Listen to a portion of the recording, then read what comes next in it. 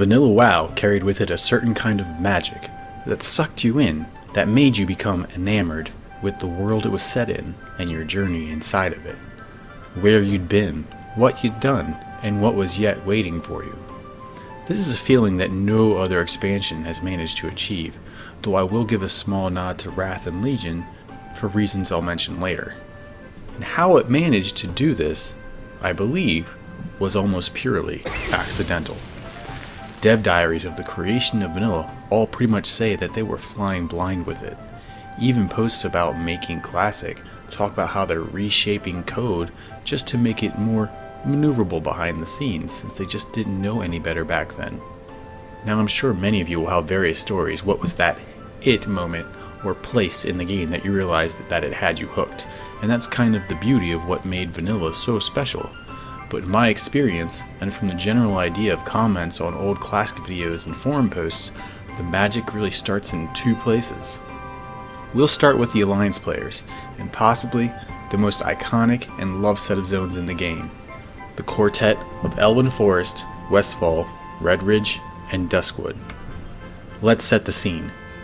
You, a newly awakened hero of the Alliance. The trainers applaud your willingness to battle, but also explain to you have much to learn. You're gifted some tattered, tossed aside armor and basic training weapons and skills, and told to help deal with some local squabbles and annoyances that the regular patrols from Stormwind could easily remove, but just find more tiresome than it's worth. Your journeys put you through a harrowing but manageable journey into Jasperlode Mine and a dicey encounter with Goldtooth, a local troublesome kobold leader.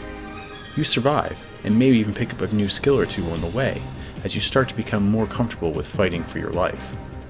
You wind your way south, helping a family issue between farms, but as you travel back and forth between them, you can't help but notice the eerie scene on the other side of the river. Dark wolves walking on its banks, so strong you don't even know what level they are. You still tread somewhat freely, feeling safe with that river as a barrier.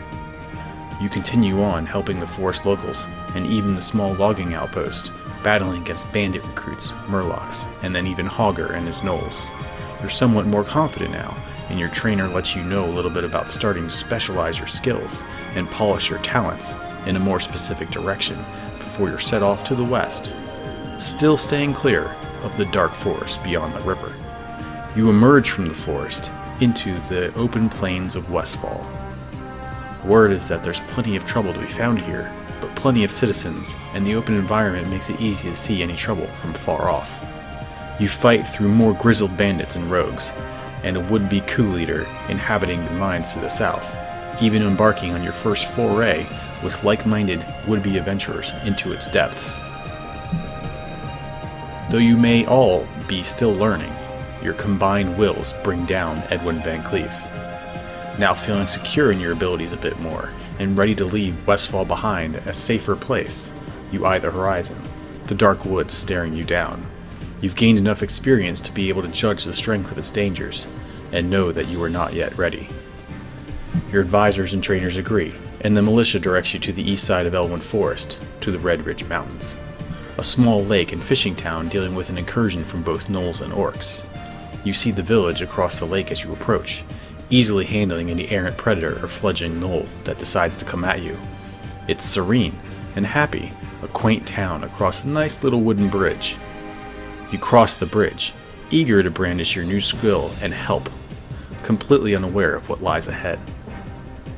Before you can hang that left turn into the village, you're jumped by a band of Blackrock orcs, barely managing to make it away with your life as you limp as fast as you can into town. The mayor tells you of the troubles, and you, much more cautiously this time, make your way north, picking your battles and avoiding the groups of the enemy. Eventually you make your way to the cave that the Blackrocks are using as local staging for their encroachment, and you can see where they are coming from just down the road in a gap between the mountains. The Burning Steppes. Cinders waft through the air, and elementals made of pure infernal fire stomp through the scorched plains. You instantly know it's nowhere that you should be, and despite the difficulty you will soon face with the rookie scouts sent into Redridge by the Blackrock, you feel more confident knowing you do not have to cross through that pass. Emboldened by this, and more motivated to hone your strength, you fight your way through the problems of Redridge, And this time, instead of just bandits and blades, you deal with dark fell magics and lake monsters. Adding this experience to your repertoire, the militia you've been working with agrees that it's time to send you to the dark forest of Duskwood, that perhaps you could help with all the troubling reports and requests for aid that have been coming out of Darkshire and its stretched thin and taxed night watch. You've journeyed, fought, battled, and bled for hours upon hours, picking your moments and walking your paths carefully, all with the darkness across the river almost always in sight, but just beyond your ability. No longer, you think, and you walk through the tri-corners and past the watchtower, crossing the bridge over that river that for so long has been a safety net, and the shadows consume you. You no longer see the sun. The only light that makes its through can only be described as gloomy at best. But the travels of your own story from rags and training sticks has brought you here to battle against dark wolves, ogre might and magic, and even the undead. You've made it, you think, and finally feel truly in the role of a traveling warrior. This is the magic of Classic. Getting to this point was not easy. There were many corpse runs, many errant pulls, many learning experiences, and just how much was too much for you to handle. By the time you were getting to Duskwood, you were getting more comfortable with things, and it started to push into that second or third row of talents.